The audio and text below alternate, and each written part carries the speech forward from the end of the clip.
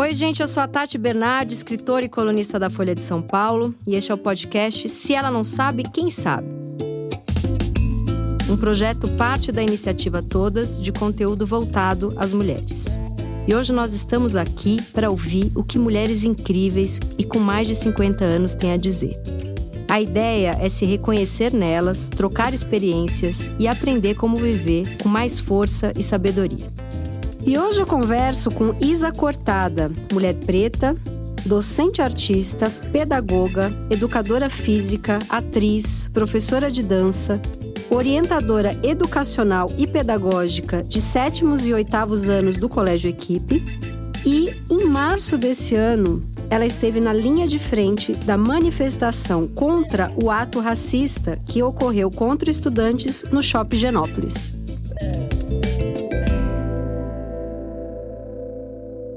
Isa, é uma honra ter você aqui. Eu sou moradora de Genópolis, sou uma mulher branca. Estou sempre no Shopping Genópolis com a minha filha, que é uma criança branca. E eu fiquei muito mexida e emocionada com a manifestação que teve lá contra o ato racista, como eu falei aqui na abertura. E acho que fez toda a diferença a sorte que o Colégio Equipe tem de ter você ali nessa linha de frente e como orientadora educacional. Mas antes da gente falar disso, que é tão importante, foi tão forte e eu tô doida para chegar nesse assunto, mas eu queria que você começasse contando um pouco da sua trajetória. Vamos começar, você, sua família, começo mesmo. Você falar um pouco dos seus pais, onde que você nasceu, como que começou esse gosto por ensinar, pela dança? Conta um pouquinho de você. Bom, Tati, muito obrigada pelo convite. É uma honra estar aqui num programa, enfim, um podcast tão importante e tão precioso pra gente. Bom, a minha história é uma história, primeiro, de uma mulher preta. E é uma história que não é só minha, é de 56% da população brasileira. Primeiro, é uma história cheia de lacunas. Então, cheias de ausências, né? Ausência de origem, ausência de paternidade, ausência de uma estrutura que te potencialize. Então, acho que esse meu nome que você me apresentou, Isa Cortada, é a minha personalidade que eu uso, que eu falo que é a minha personalidade pública. Mas existe uma Isa que é ocultada, uma Isa que não é contada, é uma Isa que teve... eu não nasci Isa Cortada, eu nasci Isa Infancia, e ela teve durante 2 anos este nome. E essa Isa ficou guardada por muito tempo. É uma Isa que não tem RG, é uma Isa que não tem CPF, é uma Isa que não tem CEP. É uma Isa que eu fui elaborando dentro de mim, dentro desses segredos familiares que a gente tem, né, no Brasil, que são diversos segredos.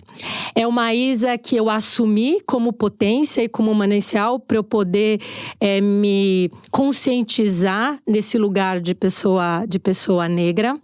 É uma Isa que eu considero como sagrada, como meu manancial, e que toda vez que eu não sei para onde ir, eu retorno para ela.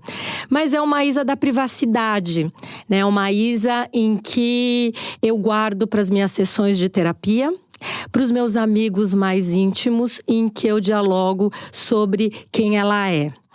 E ela é o meu ponto de partida, porque foi a partir dela que eu me potencializei como uma mulher preta. Eu entendi, eu comecei o meu letramento racial, o meu entendimento do mundo, o meu projeto de trabalho a partir de mim mesma. A partir de um momento histórico em que a gente não tinha nem muitos referenciais teóricos. Então, a gente tinha que buscar soluções dentro de si mesmas. Então, foi um diálogo intenso, que demora metade da minha vida e que hoje eu faço as pazes com essa Isa. Então, dentro de mim existe a Isa Cortada, que sim, que é filha, que é pública, né? Que é filha de um homem branco, catalão, que veio para o Brasil aos 48 anos de idade, que falava 9 línguas, que era engenheiro e que trabalhava numa multinacional. e que conhece uma mulher preta no Rio de Janeiro, cozinheira, semi-analfabeta, a Dona Zilda. Dona Zildinha, uma mulher mística, que foi dada aos 7 anos de idade pelo próprio pai, quando ela perde a mãe dela. Ela tinha 7 irmãos, ela perde a mãe, e o pai distribui os filhos, né? E ela foi dada para uma tia, que também não era tia de sangue, era a mulher do tio. E aí a mamãe foi escravizada por essa tia. Acho que ela é a minha primeira referência de feminismo preto, que é essa mulher que resolveu transformar a sua própria história. E a minha mãe, aos 10 anos de idade, ela foge. Ela conhece uma vizinha que oferece para ela um trabalho, porque vê que ela era uma menina negra, muito trabalhadora. E até hoje se tem muitas crianças negras, adolescentes que trabalham em casas de famílias brancas, até hoje, né? E a mamãe, ela foge daquele espaço, né? E ela disse que ela não tinha ninguém para ajudá-la. A única coisa que ela tinha eram os orixás. E ela era muito devota de Ogum.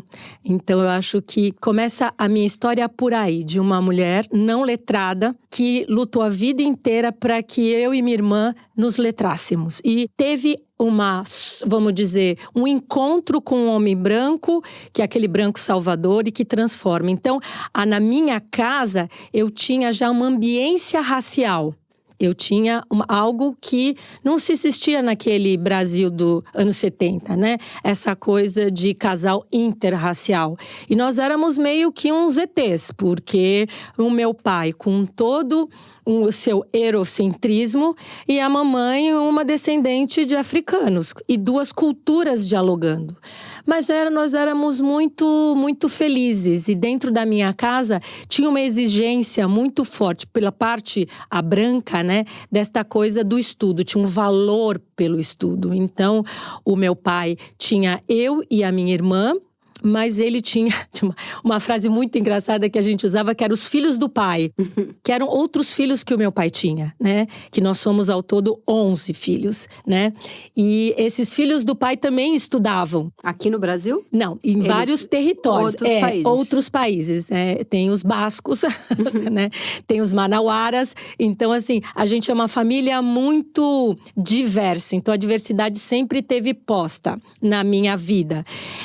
A educação entra na minha história meio que por acaso, porque eu tive uma trajetória escolar, enfim, muito complicada. Eu mudei muitas vezes de estado, de cidade. Então, eu estudei, se você pegar o meu currículo escolar, eu estudei 2 anos em cada escola. As escolas que eu estudei 3 anos, por exemplo, foi nas séries que eu, por deslocamento, eu repeti. Então, eu repeti a 5ª série, quando eu saí de Manaus e vim para Santos. E em Santos também eu migrei e repeti o 3º ano do ensino médio. Então, a escola, para mim, nunca foi um lugar, assim, de um território de segurança, de aprendizado, era um lugar de passagem. Mas havia algo em mim que me chamava a atenção. E eu sou da época da escola pública, que tinha um ensino profissionalizante.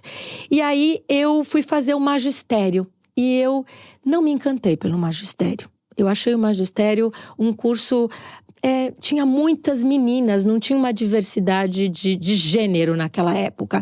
E meninas muito casadoras. E parecia que era quase como uma extensão do lar, né? Então, para mim, o magistério... Mas ele me estruturou numa coisa que eu amei estudar. Era um ambiente conservador. Era um ambiente conservador. Era um emprego possível para uma mulher para uma mocinha de família, por uma dona de casa, sim, é isso? Uma pessoa que talvez não tivesse a possibilidade de fazer uma universidade. Né? Ou para uma mulher que não ia incomodar seu marido com um curso que, sei lá, uma profissão para esposinha. Sim, um pouco isso que te incomodou. É um pouco isso. E eu não tinha os cadernos todos caprichados, a letra de professora. Mas eu me encantei pela psicologia infantil, eu me encantei pela filosofia, eu me encantei pela didática. Tudo que eu sei hoje de educação, em termos de didática, de ensino, eu aprendi no magistério com as minhas professoras. Então, esse curso foi muito estruturante. Mas eu terminei o ensino médio não querendo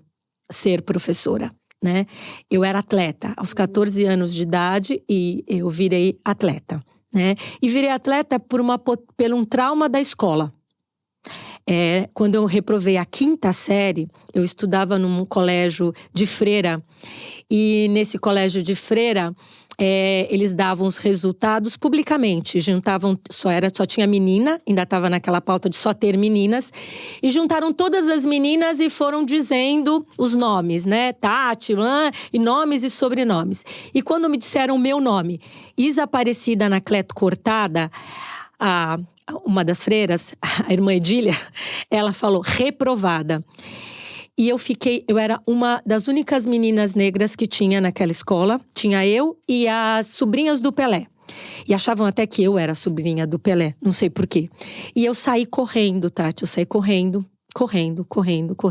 E eu percorri acho que uns 3 canais em Santos correndo, elas correndo de mim, de vergonha. Então eu vi que a escola não era para mim. E aí eu comecei a me distanciar cada vez mais, né?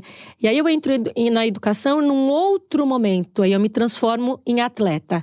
E eu, pela minha curiosidade, eu morava em Santos, num conjunto habitacional. E eu via do prédio que eu morava uma pista de atletismo. E eu sempre fui movida pela questão da curiosidade. Eu atravessei a rua e perguntei o que as pessoas estão fazendo ali. Aí eu falei, atletismo. Eu falei, eu quero fazer. E passei a fazer atletismo, né? E me tornei uma corredora de 400 metros com barreira. Começou correndo porque foi reprovado e nunca mais parou de correr. Nunca mais. Eu acho que a corrida… Hoje eu não corro mais, porque eu tenho trocentas lesões. Mas a corrida tá dentro de mim, né? E o meu técnico, que também foi… Eu tive grandes professores, poucos, né? Mas grandes professores que me marcaram afetivamente. E eu tive o meu técnico que era o seu Orlando da Silva, que era um cara que fazia um trabalho de resistência, de potência de crianças pretas numa periferia em Santos. E ele, quando ele percebia que eu não ia bem nas provas, e quando ele percebeu que eu tinha, nos últimos 200 metros dos 400 com barreira, quando alguém me ultrapassava, ele ficava na última curva ali do Constâncio Vaz Guimarães, aqui no Ibirapuera, e ele falava lá de longe, vai. Então esse vai me acompanha, desse professor que sempre falou vai. Então eu tive exemplos que eu acho que esses professores sim me fizeram me encantar pela questão da educação e pela transformação desse país tão desigual que a gente vive. Não é que a escola não era pra você, não era daquele jeito, você criou a tua escola, né? Sim, eu fui criando o meu tipo de escola que coubesse dentro das minhas, vamos dizer, afinidades e preferências, né? E das minhas potências. Como é importante ter uma mulher como você numa escola, porque a escola não é pra tanta gente. Quem tá ali, às vezes, tá com tanta questão de… Nossa, eu tenho as minhas amigas todas com filhos pequenos, pré-adolescentes, né? Nossa grande discussão é saúde mental, né? As escolas, o que precisa ter nas escolas hoje? E acho que você é uma resposta para isso, não só da questão racial, mas de uma questão de saúde mental como um todo. Mas a gente ainda vai chegar lá. Continua contando sua história. Bom, e aí eu fiquei alguns anos, né, dos 14 aos 19 anos em Santos como atleta, mas eu não era boa, não era aquela sensacional. Eu era esforçada. Seus pais pegavam no seu pé para você estudar? Como que era isso? Era muito caótico, meu pai era um cara muito que viveu a Guerra Civil Espanhola. Então… O seu pai, ele tinha dinheiro? Tinha dinheiro, mas era um dinheiro compartilhado. Com um monte de filhos. Com um monte de filhos. Quando ele veio para o Brasil, ele não tinha o seu diploma validado. Então ele teve durante muitos anos, ele trabalhou em Cubatão, na Cosipa, né? E ele tinha que validar os estudos. Então tinha umas indas e vindas aqui para a USP, tinha até ele chegar a ter um cargo de engenheiro e a gente ter uma melhor condição, mas a gente nunca chegou nessa melhor condição, né? Acho que só num começo muito inicial… E a sua mãe seguia trabalhando cozinheira? Minha mãe parou de trabalhar. Parou. Quando ela se casa com meu pai, não se casa, né, formalmente, ela vai morar junto com meu pai, ela para de trabalhar e fica sendo dona de casa. Mas ela era aquela mãe que trazia todo aquele conforto da dona de casa, né? Ela que segura a família, né? Ela segurava a família. Que é um emprego mais difícil do que muita gente que vai pra rua trabalhar. Mas a minha mãe nunca abandonou o lado espiritual e místico dela. Então ela era cartomante. Que demais. E ela fazia leitura de mão. Então era quase que um trabalho que ela depois, quando os meus pais se separaram, ela assumiu isso como, vamos dizer, uma profissão e um lugar no mundo, né? E que isso foi muito potente para ela no final da vida, essa possibilidade de se ver, se redescobrir outra coisa depois da separação, né? Que eu acho que isso é bem, bem importante. Bom, aí você se torna uma esportista, você chega a competir, não? Sim, várias competições, não com grandes prêmios, mas fui competindo e num dado momento eu lembro que teve uns jogos, eu não lembro muito bem se era regionais ou abertos na cidade de Santos, eu tinha treinado muito. E num dia anterior, a pista era de carvão, né? E não tinha todo o carvão necessário pra gente correr. Num dia anterior, colocaram mais carvão na pista, a pista ficou fofa e eu torci o meu pé, né? Você tinha que idade? Eu tinha já uns 18 anos, mais ou menos. Você tinha já se formado, colegial, tudo? Você já estava na faculdade? Terminando. Não estava na faculdade. E aí, na saída da competição, da corrida, eu torci o pé e aí veio um jornalista e me entrevistou. E aí aquela coisa daquela angústia, aquela tristeza, aquela frustração, né? Eu falei muito mal dos jogos e da organização. E eu fui expulsa da cidade. Eu fui proibida de correr pela cidade. Mas aí do limão a gente faz uma limonada. Eu tenho uma amiga que eu tenho grandes amigas, eu tenho poucas amigas, eu tenho muitas amizades, mas eu tenho muitas amigas irmãs que eu falo, né?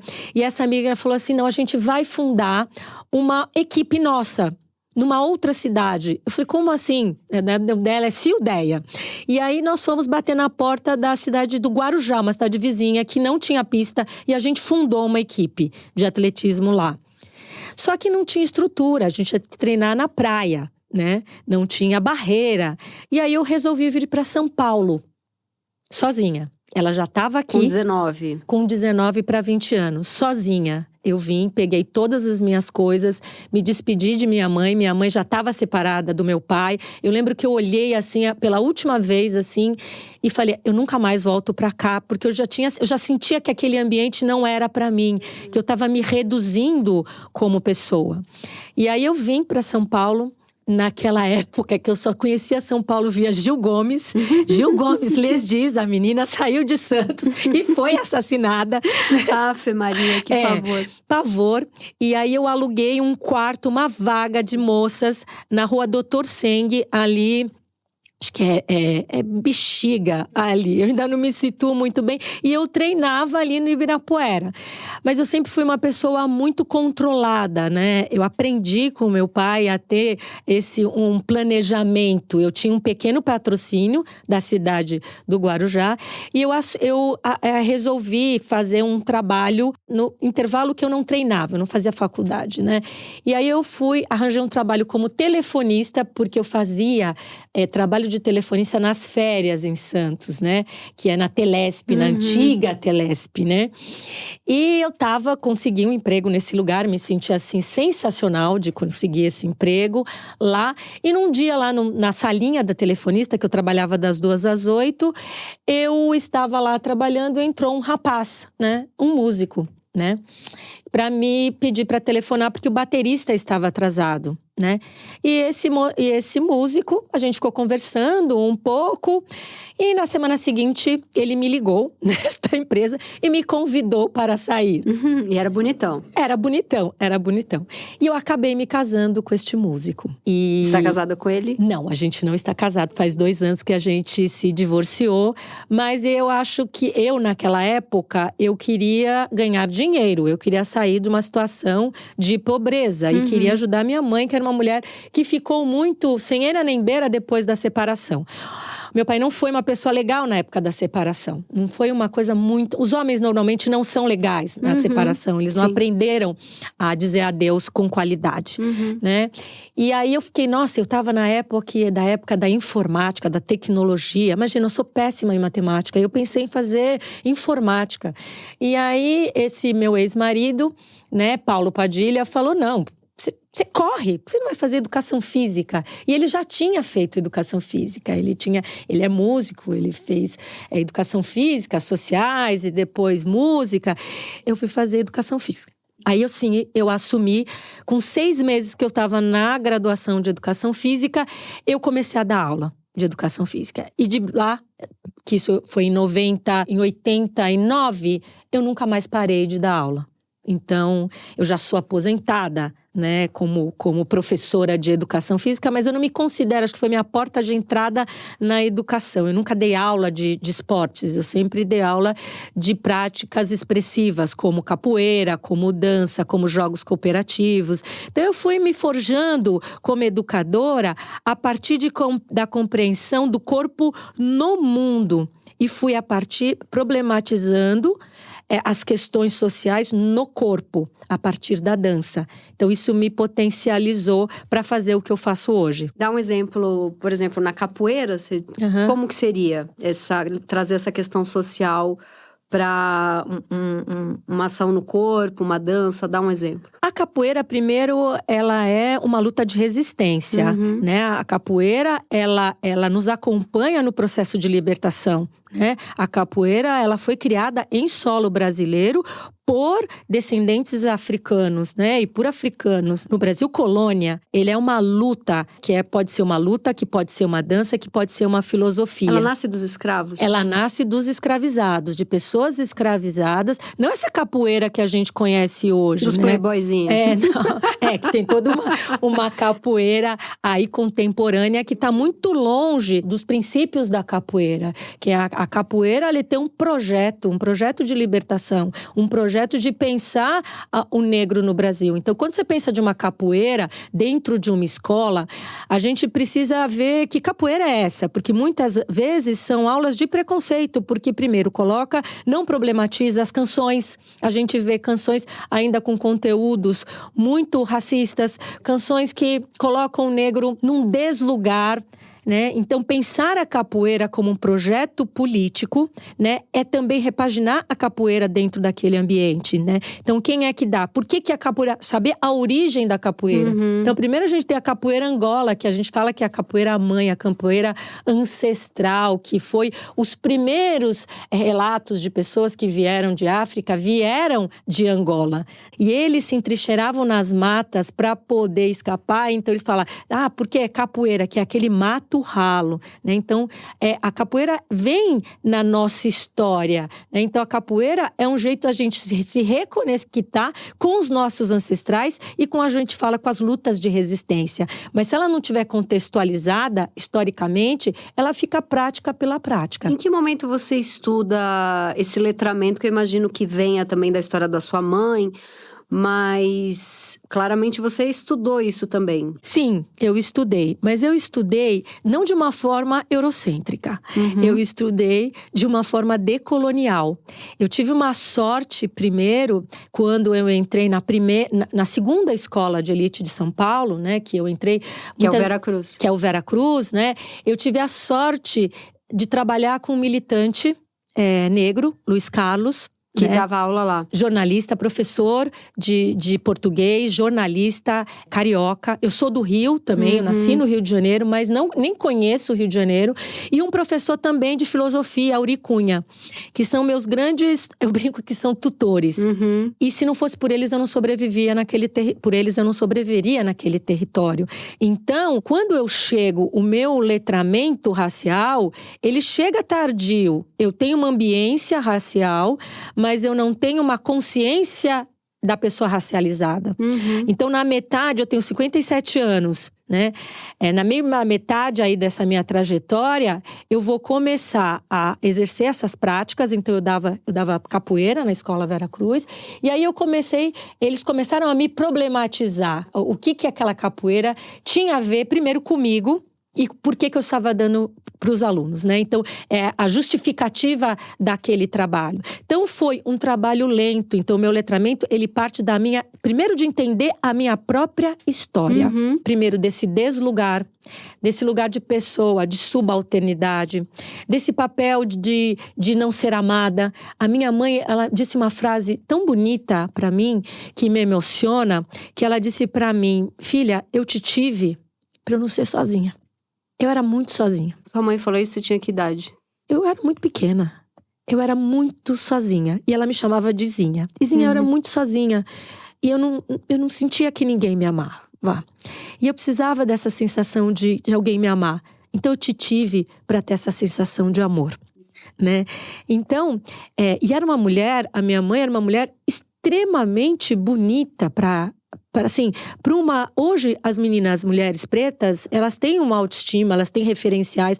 A mamãe não tinha, mas ela mesma, ela tinha uma autoestima muito grande, mas ela não era amada, porque parece que a afetividade não é para nós. Existe um relato enorme. O casamento dela, você não sentia que era um casamento de duas pessoas que tinham uma relação bonita de amor? Tinha algo ali como se fosse Eu acho que tinha, sim, uma relação de amor grande, né? Mais do que amor, eu acho que tinha uma parceria entre os dois.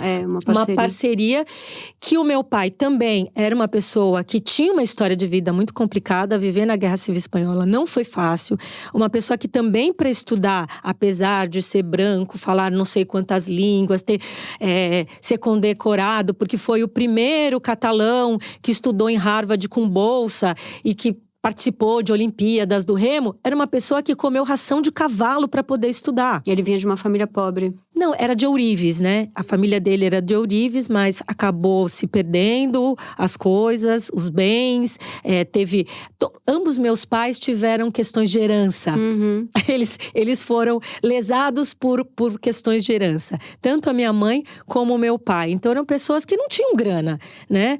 Então, é desse lugar que tinha um amor, mas não era bem resolvido. Como se fossem dois sobreviventes que se juntaram para não sentir tão sozinhos. Sim, eu acho que foi bem isso. E o meu pai ambos os meus pais tinham perdido grandes amores. Entendi, um fazia companhia para a carência do outro. Um pouco assim. Mas eles foram grandes parceiros, assim, de vida, até o final. Bom, aí você fica no Veracruz quanto tempo? Eu fiquei no Veracruz 25 anos. Bastante. Muito tempo. Eu me aposento no Veracruz. Então, para mim também, esta coisa da carteira assinada era uma coisa assim. Porque eu venho, por lado da minha mãe, de uma dinastia de mulheres, de empregadas domésticas. Sim. Né? A minha mãe… E lembrando que antes do PT não estava nem na lei. Era um subemprego. Não, eu tenho primas que até hoje, que têm a minha idade, que ainda permanecem. Eu tenho minha última tia viva que parou de ser empregada doméstica aos 80 anos. E não tinha direitos, né? E quando o PT veio com essa lei, a quantidade de perua que torceu o nariz, de ter que ter carteira assinada, pagar férias, tudo certinho. É um absurdo, né? É um absurdo. Então, essa coisa dessa marca de ser de trabalhadoras domésticas, eu precisava quebrar com esse ciclo, né? E consegui quebrar, não só comigo, mas também com os meus filhos, né? Porque eu sou a primeira pessoa da minha família a fazer faculdade, né? E não foi numa universidade pública. Você tem 3 filhos? Eu tenho 3 filhos. Que idade eles têm? Eu tenho gêmeos de 26 anos. A Inaê, que chama Naná, que é gestora pública pela USP e trabalha na Fiocruz como pesquisadora. Incrível. Eu tenho o Theo, que é economista de um banco americano, do Morgan Stanley, mas acabou de passar para o mestrado em Londres. Uau! E tenho a Luz, né? Que é o Kim. Que é mais novinho. Que é o novo, que tem 21 anos, que faz belas artes, mas ele é cantor e compositor. E eu acho que ele reúne tudo de bom que a família tem. Ele sempre foi a nossa liga. Então, ele junta a minha qualidade, né, dessa questão corporal, com a do pai dele, que é cantor e compositor.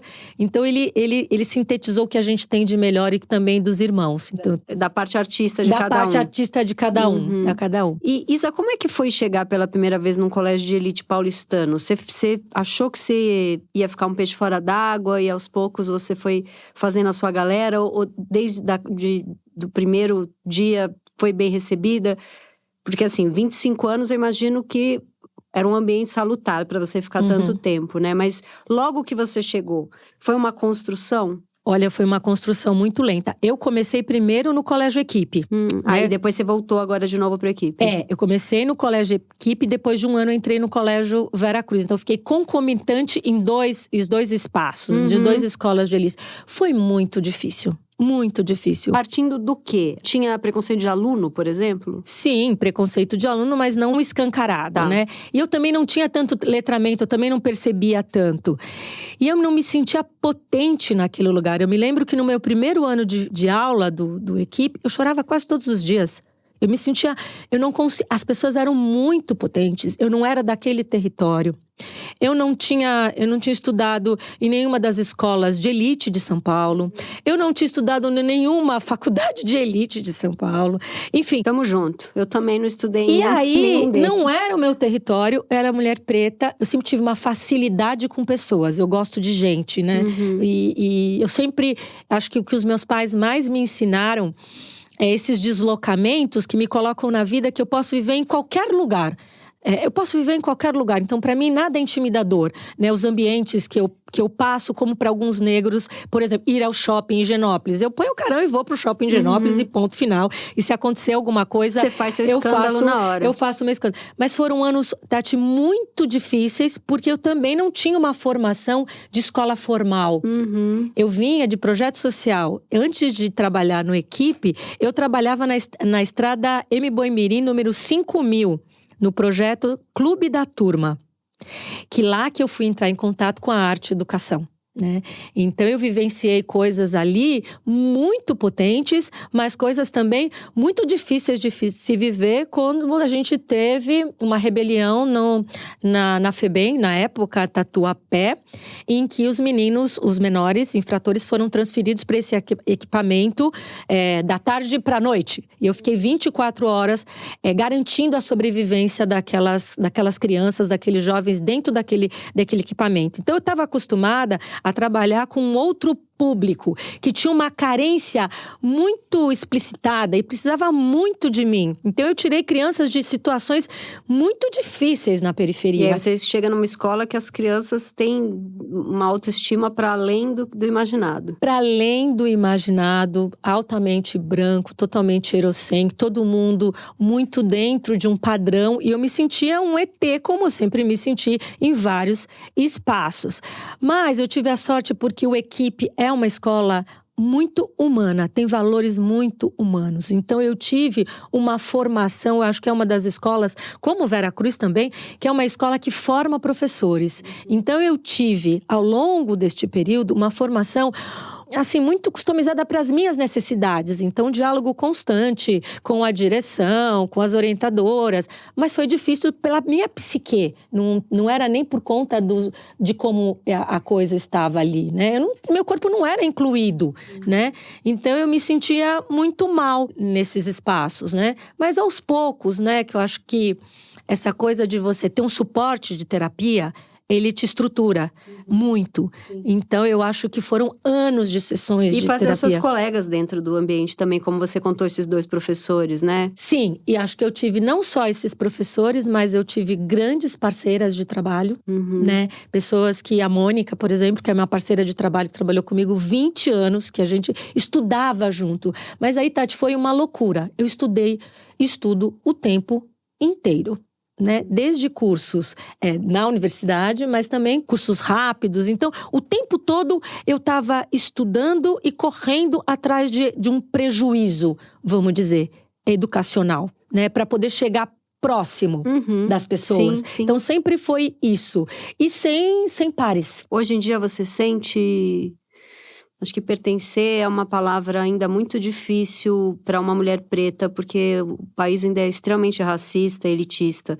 Mas hoje em dia, potência não te falta, né? Não. Essa parte foi resolvida. É que o pertencimento não cabe a você, cabe também a esses lugares que ainda são tão brancos, né? Eu acho que eu tive uma caminhada muito solitária, né? É muito, muito solitária, com muitas ajudas de pessoas muito queridas. Mas hoje eu acho que eu tô num momento, no auge da minha carreira, assim, do conforto da minha psique. Sim. Eu não perco mais noite de sono pelas questões, né? Eu perdia muitas horas de sono pensando, remoendo, refazendo, pensando. Hoje eu tenho uma tranquilidade, mas acho que também vem pela questão da maturidade e também de entender o meu lugar no mundo, a que eu venho. E eu acho que mudou muito, apesar de serem escolas de elite, ainda são escolas com muita gente progressista. Então eu olho para você e você, para mim, é a figura do futuro dessas escolas. E não as diretoras brancas que estudaram em colégios de elite a vida toda e tá ali, é só mais um dia na vida.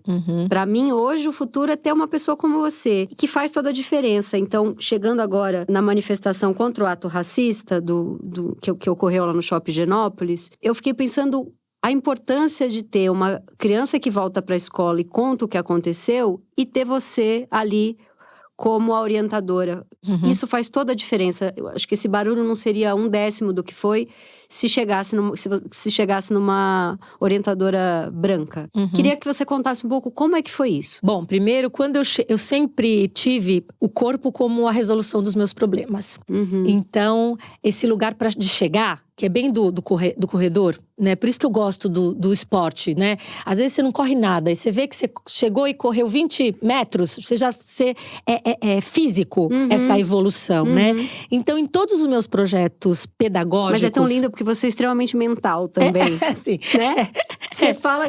olha onde você chegou, não foi só com o corpo, né? Não, é que eu celebro a questão da Sim, corporeidade, mas porque isso. são valores que eu carrego, que são valores afrodescendentes. Sim. E a corporeidade é um deles, né? E o vai que você falou, foi fundamental na sua vida. Né? Foi fundamental. E aí, sempre eu coloquei para os adolescentes este lugar para chegar. Então, no Veracruz, eu fazia, por exemplo, espetáculo com 120 pessoas, 2 vezes por ano, com figurino, com música, com dança, com problematização. Nenhuma dança não tinha uma investigação política e um lugar para chegar. Então, a gente tinha, 6 meses para criar um espetáculo, 3 meses. E cada estudante, cada aluno tinha o seu brilho, que eu falo, a sua potência dentro do grupo. Então, a resolução de um problema de forma coletiva. Então, no Veracruz, eu resolvi isso de uma forma brilhante mesmo, sabe? Eu consegui abrir um espaço também, porque quando eu me formei professora de educação física, e eu fiz muito pouco esporte dentro da escola, porque eu era patrocinada, eu era dispensada, né? Eu falei, eu não vou ser subdisciplina, porque aí é o meu lado competitivo. Eu não vou ser aquele cara, o professor de educação física, que vai ter hoje? Futebol, o que vai ter hoje? Basquete, joga bola. Que é a escola da qual você correu lá, que não era só de vergonha que você estava correndo, eu acho que você correu daquele tipo de escola, que é o básico sem… Ninguém é especial ali, todo mundo é só uma massa de manobra. Quando eu cheguei no equipe, né, a convite, porque eu já estava querendo sair de escola, eu já tinha visto assim, agora tá na hora de cantar para subir, né? Vambora, antes de me despedir, deixa o sambista mais novo, meu pedido final, né? Então já estava passando a bola, o equipe me chama, eu presto um processo seletivo, passo, e foi uma grande surpresa. E tudo, eu dei continuidade ao meu trabalho que eu fazia no Vera, né? Que já tinha um trabalho forte de letramento racial a partir das danças populares. Eu sempre trabalhei com as danças populares. Com o coco, com o maracatu, com a ciranda, com o cavalo marinho. E fazia projetos de hospitalidade, trazendo os mestres de cultura popular para dentro da escola. Uma residência artística, que eles ficavam 3 meses ganhando bem, hospedados, na casa da diretora, na minha casa, enfim, com um restaurante, então tudo ok. E quando eu vim para a equipe, eu falei, gente, onde eu vou colocar esse meu lado criativo? Porque eu tenho uma questão criativa muito forte, né? Eu preciso estar na criação. E eu perguntei para a minha diretora, né, que é a que me acompanha todo esse tempo, que é a Sônia Donato, que é uma das mulheres mais incríveis que eu conheço em termos de educação. Eu falei, Sônia, como que eu vou ser orientadora agora, depois dessa trajetória toda de educação? Ela falou, Izinha, que ela me chama de Zinha. Não esqueça quem você é nunca. Você foi uma excelente professora. Carregue tudo isso dentro de você. E aí eu cheguei lá, já tinha um trabalho grande da questão antirracista. E tinham 3 braços que eu acho que tinha um projeto político-pedagógico do equipe com muita intencionalidade na questão de letramento, da revisão de currículo, na contratação de pessoas negras, uma comissão antirracista. E pessoas negras em cargos de poder? Em cargos de poder, né? Assim, é muito lento, porque a gente não vai eliminar as pessoas que estão. A gente precisa fazendo devagarzinho, as pessoas vão se deslocando e nesse jogo aí das cadeiras a gente vai trazendo as pessoas. Hoje em dia, a política da escola é só contratar pessoas negras, né? Às vezes não dá. Às vezes a gente tem potências que também a gente não pode criar uma vamos dizer, uma guerra racial agora, né? Enfim. E aí eu vi, tinha esse grupo, tinha formação de professores continuada. E eu comecei no Colégio Equipe num momento muito difícil que foi pós-pandemia. Nossa. E os meninos, a escola, Tati, ficou no deslugar total. Os meninos voltaram para a escola sem saber onde eles estavam. Então, colocar na carteira de espinha ereta, cabeça erguida, né, olhando para frente, todo mundo com máscara. E foi muito difícil. E teve uma troca de orientadora e eu fui substituída. Como que é hoje no Equipe alunos pretos, a quantidade de alunos pretos por sala? Você tem uma ideia? Olha, a gente tem em média, por sala, uns 3, 4 numa turma de, vamos dizer, de 30, mais ou menos 3, 4, mas que muitos vêm do nosso projeto de parceria com os movimentos de moradia. São bolsistas? Né? São bolsistas, mas também tem filhos de funcionários, a gente tem uma política para filhos de funcionários e tem crianças negras pagantes também. E a ideia é aumentar esse número? A ideia é aumentar, É difícil porque é um projeto que nos custa muito, né? Tem um lado financeiro que a gente precisa fazer. Os pais colaboram? Os pais colaboram. Então é igual na escola da minha filha. Ainda é lento, tem um movimento sendo feito, mas eu acho que o Equipe tem essa sorte gigantesca de ter você e outras pessoas pretas em cargos de decisão, né? De poder mesmo. Porque aí eu acho que agiliza um pouco mais. E aí eu substituí uma professora branca, uma orientadora branca, que foi minha aluna. No Equipe, com 15, 16, 17 anos. Uma orientadora maravilhosa. E eu tava muito no embate com essa turma. E um menino negro, num dado momento da aula, ele vira pra mim e fala: a Mariana é muito melhor que você. Caramba! E aí tem, né? Não existe o racismo de negro contra negro. Existe preconceito e discriminação. Eu fiquei paralisada, eu falei: como assim, né? Eu fiquei sem ação. Como a gente diz na capoeira, eu tomei uma rasteira. E de um menino pequeno. Né? Que idade? 12? Ele tinha 13 anos na época, né? E eu falei… E nesse dia, eu sempre, em momentos cruciais, eu recorro à Alsônia. Falei: Alsônia, eu tô muito mexida com isso. E ela falou: Izinha, você precisa… Quem que é? Alsônia Donato. Ah, sim. Criar alguma situação, alguma atividade que gere uma aprendizagem significativa. E aí eu fiquei remoendo… Mas explica quem ela é, para quem tá ouvindo. Alsônia Donato é a nossa diretora pedagógica do Colégio Equipe. E trabalha também na saúde pública. Sim. É defensora do SUS. E eu escolhi um experimento norte-americano, experimento da boneca, em que crianças dão um adjetivo para 2 bonecas, uma branca e uma negra, né? E as crianças são postas diante dessas bonecas e eles têm que falar: qual é a boneca bonita? Qual é a boneca legal? E tudo de ruim recai sobre a boneca preta. A boneca preta. E eu passei isso para eles, ficaram muito impactados. E aí eles se deram… ali, a partir daquele processamento daquele filme, né? Eu falei: gente, não dá. Eu preciso quilombar a escola, né? Eu preciso criar um lugar de resistência. E aí eu reuni todas as crianças negras do ciclo. A gente fez uma roda, porque eu sou… 7ª, 8ª série? Sexto, 7º, 8º e 9º anos. Fizemos uma roda. E eu sou da roda, da celebração. E eu falei: o que nos une? E com muito constrangimento, Tati, uma menina fala assim: a cor da pele. Mas com muito constrangimento, porque no Brasil, o Brasil é um país de 56% da população é negra, mas as pessoas não se consideram negras. Na verdade, nós não somos um país branco, nós somos um país mestiços. E a gente tem mestiços que têm a pele clara, que tem cabelo liso, mas às vezes tem um fenótipo que não é da branquitude. A gente não é um país branco, mas as pessoas não se reconhecem como brancas. E aí eu falei, a gente precisa ter um braço de uma educação mútua em que os alunos possam desocultar esse ambiente de racismo que eles sobrevivem. Então, uma coisa é eu presenciar, eu ouvir, uma coisa é eles nos trazerem.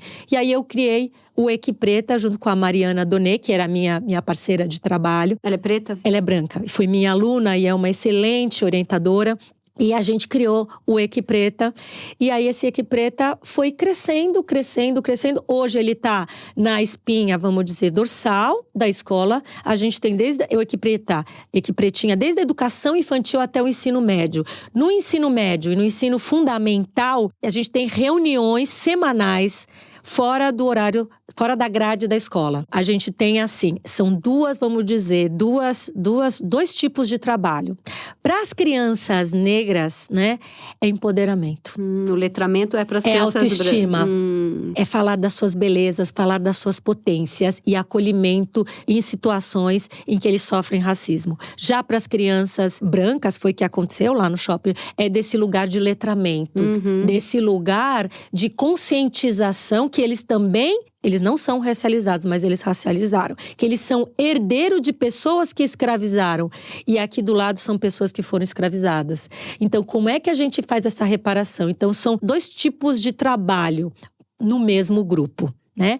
E a gente se reúne toda quarta-feira, né? E eles têm um clube, né? Fundamental, adora essa coisa de clubes, eles adoram andar juntos, enfim. E a gente tá com a primeira turma que vai se formar que foi favorecido pelo Equipreta. E nunca tem aula que são as crianças brancas e pretas juntas? Elas são separadas? Não, elas são juntas. São juntas, elas são entendi. Não, eu tô falando que a gente tem objetivos diferentes para cada estudo, para cada grupo, vamos ali, para os brancos e para os não brancos. A expectativa de resultado é diferente, mas eles estão juntos ali recebendo. O tempo todo. O resultado, o que a gente quer como objetivo final? Equidade racial. Que a gente tenha direito de ir e vir, por exemplo. Porque as 500 pessoas que estavam ali, tinha muita gente branca bem gritando bastante junto com as crianças pretas. É isso que foi lindo. Sim. E aí, nesse dia, a gente vai fazer uma publicação desses projetos que eu faço do Lugar para Chegar. E é uma publicação que os autores vão ser as crianças. Porque, para mim, esse lugar de autoria, e eu gosto mais de autoria do que protagonismo, porque quando você é autor, você replica, você consegue fazer essas ações em outros espaços, né? Eu não quero que esse espaço se morra na escola, ele tem que estar para além dos muros da escola. Então eu preciso potencializar, ensiná-los a fazer. Né? E aí, que aí é o corpo que você falou. Que é o corpo, que aí a gente estava celebrando a ideia do livro, e eu já tinha mapeado para eles os territórios que eles podem ter violência racial. E o shopping, desde 2018, a gente tem 5 casos registrados, tá? De ato de racismo que no shopping Genópolis. E sempre vem dos seguranças? Sempre vem dos seguranças. Aí eu tenho uma pergunta para te fazer. Como que faz para a diretoria do shopping se responsabilizar? Porque para cima desse segurança vem uma ordem da diretoria. Sim. Eu fiquei irritada de ver os jornais metendo pau em seguranças que às vezes podem ser homens pretos. São homens pretos. Que receberam ordens de diretores brancos. E aí, acha que porque demite o segurança tá resolvido. E são seguranças pretos. Então, parece que não… Onde que a gente chega? Parece que não tem fim isso, né? Parece que não tem luz no fim do túnel. É muito triste, né? É o capitão do mato, né? Então, exato. É o velho capitão do mato sendo repaginado, né? O racismo, ele tem essa faceta de se reelaborando, né? E você acha que tem que demitir esse segurança ou fazer um letramento dele? Não, tem que fazer um letramento. Exato. Tem que fazer um letramento. E o shopping demitiu, né? O shopping demitiu, afastou. E aí acha que tá resolvido. E acho que está resolvido. É muito triste. É muito triste. E a gente já tinha mapeado o shopping, porque eu faço uma observação étnico-racial no shopping. Eu já tinha criado muito barulho. A gente, em 2022, já tinha alunos nossos que foram perseguidos na Fast Shopping. Já tinha um processo lá rolando. A gente vai pro shopping para ver onde os negros estão, em que lugares que eles estão. Servindo. E sempre eles são muito hostis com a gente, né? E nesse dia os meninos saíram e foram pro shopping comer, como esse direito de poder almoçar em grupo. Uma coisa tão simples, né? Um direito tão simples da confraternização, de você, no momento de ócio, de lazer, né? E foram crianças brancas e crianças pré-adolescentes, né? Brancos e negros. E uma menina, que foi uma menina alta, né, com 13 anos, né, que já tem um corpo, né, quase de mulher, uma menina, estava comendo com com um menino negro próximo, e a segurança aborda ela e fala: este menino está te incomodando? Meu Deus. E é amigo da sala dela? Amigo da sala dela. Ele está te pedindo dinheiro? Meu Deus. Que eu posso tirá-lo daqui. Que dor. E hoje eu a ouvi falando, e ele na hora, essa coisa, né? Porque é um menino muito atuante, né? Que é o Isaac, que vem de movimento. Que tem 13 também. Que tem 12 anos, né? Não, a Luísa também tem 12. E que ele na hora paralisou, e ela rapidamente falou: é por conta da cor da pele que você tá falando isso? Então, ela, no ato, porque o ano passado a gente escreveu os nossos princípios para os atos de racismo. Então, a primeira, ela foi muito rápida como pessoa branca, como uma menina branca. E ela falou: Isa, foi no ato que eu saí do Equipreta. Então, eu tava com todos os elementos, como se eu tivesse estudado para uma prova prática, né? E aí começou todo um desenrolar lá no shopping. Lá mesmo. Lá mesmo, com a segurança, né? A segurança era uma mulher preta. E ela justifica, né? Não, mas eu sou uma mulher preta também. E aí aquela resposta, né? Ela tá naquele lugar, ela tá desempenhando um papel, ela tá seguindo ordens. Só que tem alguns seguranças que têm uma consciência racial, que mesmo seguindo essas ordens, tem a sensibilidade. Tem muitos seguranças legais no shopping em Higienópolis, negros inclusive, que a gente vê isso pelos olhares de cumplicidade. Uhum. Quando a gente fez, vamos dizer, a gente invadiu, né, o shopping, né, ocupou, né, para eles é uma invasão, pra gente é uma ocupação, tinham muitos olhares de muitas pessoas de seguranças, muito hostis, muito bélicos, mas tinham olhares também de muita empatia, falar: que bom que vocês estão me representando. E as lojas? Algumas fecharam, né? Muitas fecharam. E quando fecha, é como se dissesse: ai, que medo de fazerem bagunça aqui dentro? Ai, que medo de eu ser roubado. Porque o corpo, na verdade, a justificativa da segurança não era que ele estava incomodando, né? Que ele foi confundido como um pedinte, né? O menino. Ele é uma ameaça. O corpo negro, naquele ambiente, é uma ameaça. E no shopping Higienópolis... Lembra da época que inventaram o termo rolezinho? Rolezinho. Em 2017, né? Se não me engano. Criança branca andando no shopping, tá passeando. Criança preta andando no shopping, é o rolezinho. É o rolezinho. Então, os nossos corpos não são bem-vindos neste lugar. Então, os adolescentes, eles seguiram... Assim, sabe quando dá muito orgulho de vê-los sabendo atuar e conversar, para além de denunciar, como é que eu vou tecendo diálogos com racistas? Que eu acho que é esse ponto que a gente tá na escola. Para além da denúncia, como é que a gente consegue criar cenários de transformação? E como é que derruba argumento, né? Porque na hora que ela pergunta, é por causa da cor da pele, ela tirou o amigo de um lugar de não ter o que falar e fez a segurança ficar num lugar de não ter o que falar. Ela inverteu o papel ela tirou a vergonha dele e botou na segurança.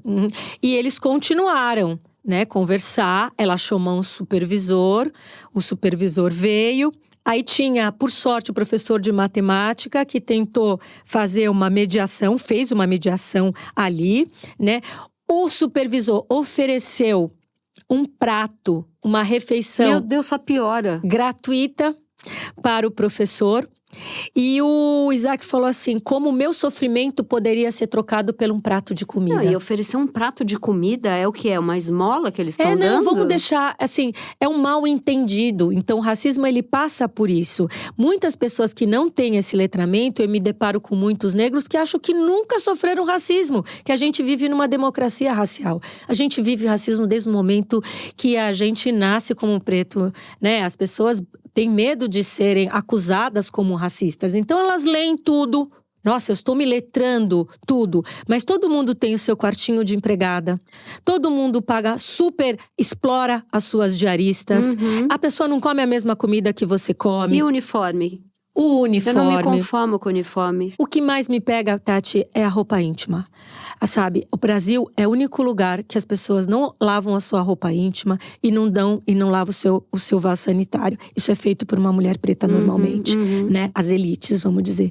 Então, assim, existe todo um discurso, um verniz para ser progressista, mas nas ações internas, o que eu falo no âmbito para dentro da casa, né? A coisa é muito diferente. Mas é por isso que o letramento é importante. Quanto mais letramento eu tenho, mais eu tenho vergonha de como funciona muitas coisas dentro da minha casa. Inclusive, eu fiz uma coluna na Folha quando teve essa ocupação no Shopping Higienópolis, tirando sarro de mim, porque nessas horas eu vejo que por mais progressista e de esquerda que eu seja, ainda tá tudo errado na minha vida.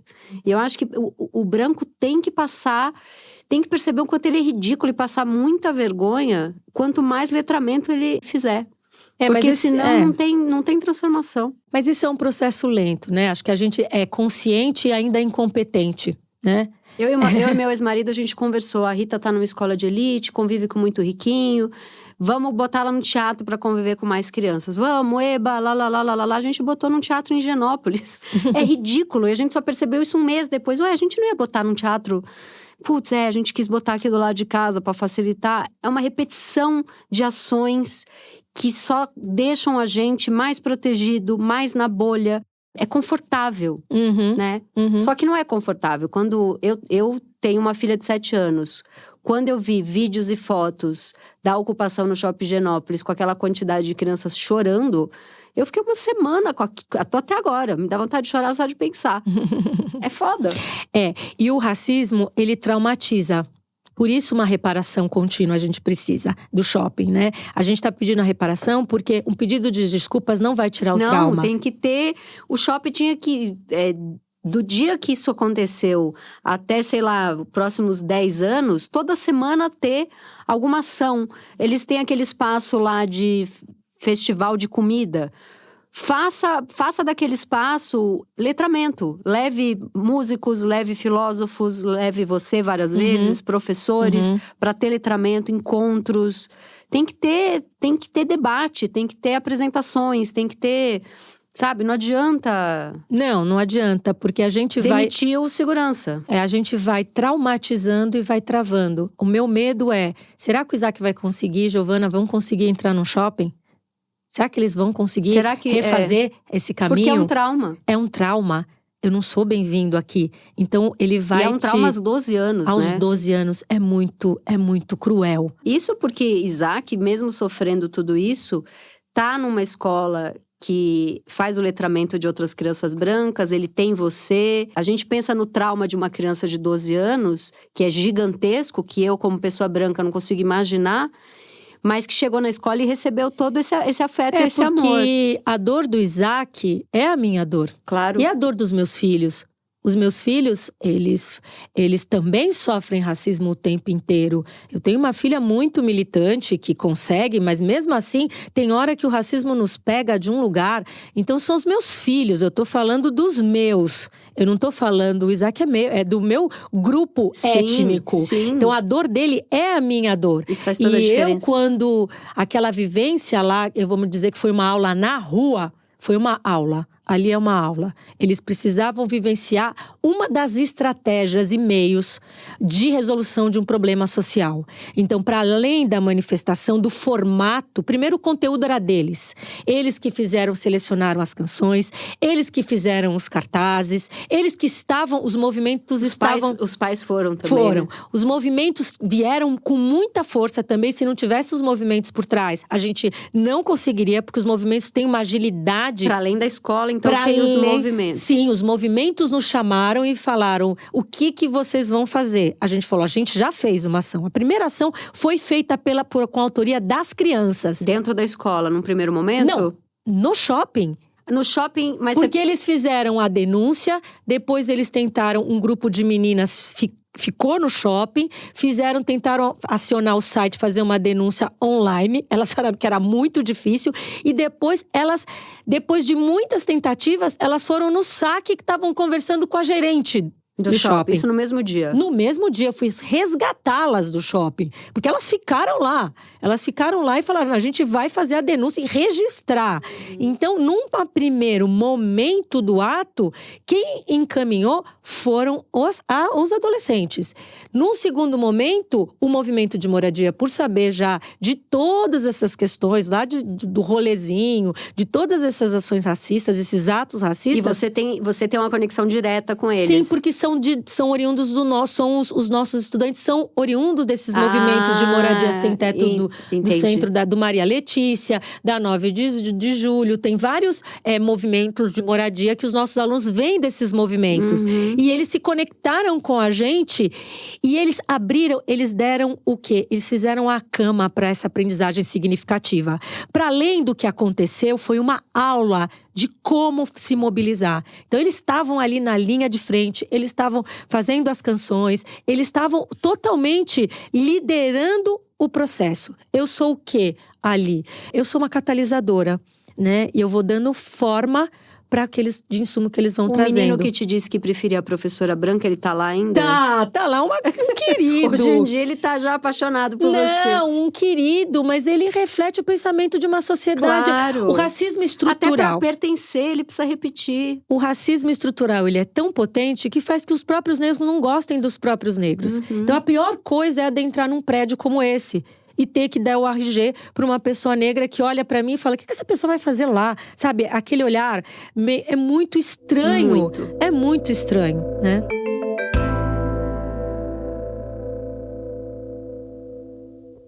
E hoje você sente que já chegou num lugar muito satisfatório da amizade dessas crianças brancas da elite que moram ali por Higienópolis e essas crianças bolsistas, ou ainda tem muito caminho para trilhar? Olha, acho que a nossa escola tem um dos princípios metodológicos, a coletividade. Então, todas as nossas aulas, né, elas são voltadas para a interação do conteúdo, né, para a socialização do conteúdo e aprendizagem cooperativa. Então, isso fomenta um ambiente de irmandade mesmo, um ambiente de laços, a partir do conhecimento, né, que escola é para aprender. Sim. Escola é para aprender. Então, tem as relações sociais, mas a escola é para aprender. Eu sinto que não existe… eu acho que não existe uma diferenciação entre os alunos bolsistas e os alunos que não são bolsistas, entendeu? Assim, não, mas o olhar da escola, eu acredito que não. Até porque você está ali, já mostra que essa escola tem essa preocupação latente.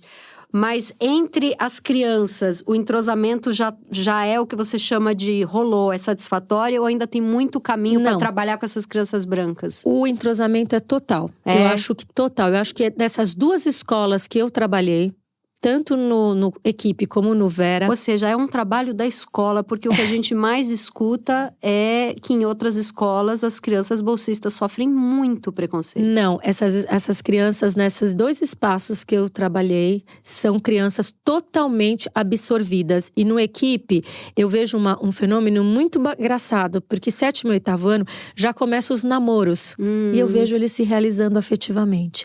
Eu nunca tive nenhum namorado na escola. Nenhum. Eu não era escolhida, né? E eu vejo quando chega no campo da afetividade… Que é aí que a gente vai ver se deu certo. Opa! Todo mundo gosta de uma pessoa, desde que não fique com a minha filha nem com meu filho. Exato. Eu sou muito… Exato. Então, tem a ambientação até pela questão do campo afetivo. Que lindo. Então tem… Agora, problemas… A gente tem. Nenhuma escola que se propõe a fazer uma educação antirracista vai ter um selo de antirracista. Problemas, a gente, relações interpessoais… Mas é comprar briga, né? Mas é um espaço que as crianças… É uma faixa etária e que o conflito está presente. Eles não têm o córtex pré-frontal formado. Então, eles vão estar em conflitos entre si. Mas não passa às vezes, pelo atos racistas? Sim, passa. Não vou negar, né? Mas é direcionado, é refletido. Né? Então, tem lugar para se falar sobre isso, né? E acho que criança não é racista, ela faz atos racistas. E a gente precisa educá-los para isso. Sim. Então, tem sim um ambiente muito gostoso. Tanto que quem a acolheu foi a menina branca que ela falou que ela ficou em todos os jornais, muito chateada, porque Isaac e Giovana tinham nome e ela era a menina branca, uma representatividade. É a Luísa, uma menina incrível, que foi aqui, que detonou esse processo de denúncia. Que lindo. E quais são os próximos projetos na sua vida pessoal e lá na escola também? Eu tô no momento de vida de refazer a vida, né? Você tá separada há 2 anos. Eu me separei há 2 anos. É difícil demais separar, né, Isa? A separação porque foi uma parceria de 35 anos. Vocês estão amigos já? Acho que ainda não tá no momento da amizade. Vai rolar. Acho que tem um percurso aí. Quando você fica muitos anos com alguém, você se mistura e você já não sabe nem mais quem é você e quem é o outro. Aí precisa separar, né, pra se encontrar. Então acho que a gente tá se separando, né? Mas eu sou uma pessoa do campo do… Meus alunos falam que eu sou demissexual. Que eu sou uma pessoa do vínculo, do romantismo. Sim. Eu acho que eu tô perseguindo refazer a minha vida afetiva. Eu acho que agora tem um outro lugar. Você também. É homem bacana, procurando uma gênia gata, militante. Maior educadora da Zona Oeste. Mande cartas para a Isa. Ou me curta em alguma plataforma. Vamos. Ela tá no Instagram, gente. Não, mas brincadeiras à parte, eu sou uma mulher que eu gosto de família. E os meus filhos voaram, né? Os meus filhos, depois que eu me separei… Você mora sozinha hoje? Atualmente eu moro com o ser mais incrível do universo, que é o Kim, né? Os meus gêmeos… Eu posso falar, esses gêmeos devem ter ciúme do Kim. Porque os meus gêmeos são maravilhosos, mas o Kim é uma luz. Não, mas eu fiquei com o meu 3º filho, né? E com o meu pet. Com o pet dos meus filhos, que eles foram embora e eu fiquei com o pet. Mas eu gosto de casa cheia, eu gosto de Natal, eu gosto de família. Eu sou de Peixes. É um bom signo pra família. Então eu gosto de gente perto. E eu acho que envelhecer sozinha pra mim não é um projeto de vida. Pra mim também. Eu posso envelhecer com uma bela de uma amiga também, não tem problema. Já tenho minhas amigas que a gente escolheu. Eu tô construindo uma casa, tô terminando uma casa numa associação rural de arte. Que legal, isso é um sonho. Eu tô construindo, abrindo sempre isso que também às vezes cansa, né, Tati? Dessa coisa de você sempre estar sendo ponta de lança. Sim. Né? Então, assim, eu comprei um terreno numa associação rural lá na Serrinha, que é uma fazenda de arte, e tô construindo minha tiny house, coisa bem de branco, assim, sabe?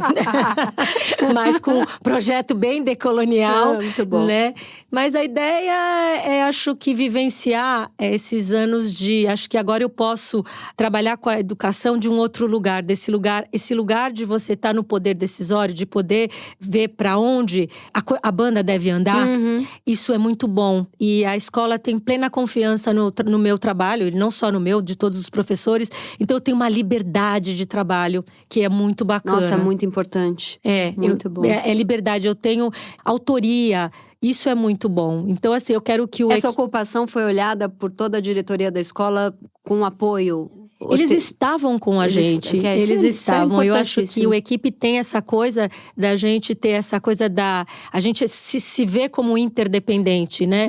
Então, que a gente tem uma dependência ali um dos outros, que a gente se potencializa com a potência do outro. Então, assim, agora é com você. Eu tava ali na linha de frente, mas tava todos os diretores, tava todo mundo na rua. E a comunidade também. A comunidade veio toda junto. E as pessoas do shopping se misturavam? Ou ficava meio, o que está acontecendo? Teve muita hostilidade, sim, mas teve muito apoio. Sempre tem de tudo. Não é porque a gente está no bairro de Higienópolis que a gente também só tem pessoas que, enfim, que são racistas, que são de direita, que são… Enfim, tem muita gente bacana também em Higienópolis, sabe? Sim. A gente precisa… Eu aprendi na periferia isso, de ver beleza onde não tem. Tem uma estrutura de beleza no Higienópolis, física, mas tem estrutura de pessoas também muito belas, né? A gente tem a sinagoga, que toda vez que eu saio, né, do trabalho de noite, eu me sinto olhada, mas não do olhada vigiada, mas assim, do cuidado dos seguranças da sinagoga, né? Tem o restaurante do libanês, que as crianças vão, entendeu? Que nos cumprimenta. Então, assim, tem ali muitas belezuras em Higienópolis. E tem esses desvios morais que a gente precisa corrigir. O humano tem os desvios morais. E a gente precisa corrigir. E tem que aceitar, porque se a gente também jogar tudo, a água, a bacia junto com o bebê, a gente não transforma os ambientes. Eu lembro, eu mais novinha, eu estudei no Mackenzie. Eu morava na Zona Leste, mas vinha para o Mackenzie. Eu andava pelas ruas de Higienópolis e via aqueles apartamentos com pé direito alto, aquelas bibliotecas, aqueles livros, teto, chão, chão, teto. E eu falava, nossa, eu via uma beleza naquilo. E eu lembro que eu pensava, é tudo avô e bisavô escravagista. Aí me dava… Eu acho que me dava uma tristeza, mas eu pensava… Tá, mas a biblioteca é bonita. É difícil, né? É difícil. Achar essa beleza, mas ela tá ali. Porque os netos e bisnetos, muitas vezes viraram pessoas importantes, progressistas de esquerda, com luta antirracista. Tem que achar a beleza, mas é porque realmente… e corrigir o que precisa. Corrigir o que precisa. Precisa corrigir com muita empatia, eu acho, pelo outro. E fazer que a gente… transformar isso num lugar melhor. Mas eu imagino o tamanho da sua paciência também, para pensar assim, né? Porque se a gente não tiver paciência, a gente deprime, Tati. E eu já entrei, a militância traz processos depressivos muito grandes. No dia da nossa ocupação, quando eu voltei para a escola, eu achei que eu estava quase tendo um AVC. Assim, foi muito forte. Foi muito forte. E pegou em lugares íntimos e pesados para você. E eu fiquei uma semana extremamente deprimida. Deprimida, chorosa, mal. Então, assim, tem aquele lugar da atuação que aí entra, né? A coisa que vem, que é o da atriz, da bailarina, que ali é uma coreógrafa, é um bailado na rua, né? Que eu sei fazer isso com muita maestria, mas me custa emocionalmente. Então, quando eu sentei, porque é muita atenção que você tem que ter na rua, né? Porque imagina se acontece alguma coisa com os estudantes. Eu não ia. Nossa. Se acontece, e para acontecer alguma coisa, fração de segundos. Sim, baixa uma polícia fascista ali. Isso, acontece alguma violência, uma garrafa que alguém joga, cortem alguma coisa que sai. Então, a gente não pode confiar muito no nosso prefeito e governador, né? A polícia deles é bem… pode ser bem fascistinha. Não dá, mas foi muito bonito. Que bom, foi muito lindo. E o mérito não é meu. O mérito, eu sou… como eu falo, uma catalisadora. O mérito é, sim, das crianças, dos meninos que pertencem ao Equipe Preta, da comunidade do Equipe, dos movimentos de moradia, da coragem das pessoas de se disponibilizarem, de estarem lá. Então, acho que a gente tem, uma colheita aí coletiva muito grande e que nos potencializa para continuar na luta, né? E continuar fazendo ações internas. Hoje eu recebi, por exemplo, 6 advogados pretos da Universidade Zumbi dos Palmares que vieram se solidarizar com a gente. Que demais. Muito bonito. Muito bonito. Isa, você é incrível. Sorte da escola que tem você. Obrigada, Tati, dos alunos que tem você. Muito legal. Obrigada. Obrigada a você. Obrigada a você que nos ouviu até o finalzinho. Eu sou a Tati Bernardi e este foi o Se Ela Não Sabe, Quem Sabe? Um podcast da Folha de São Paulo que faz parte da iniciativa Todas. Esse projeto tem roteiro meu e produção da Zamundo Estúdio. Até a próxima temporada!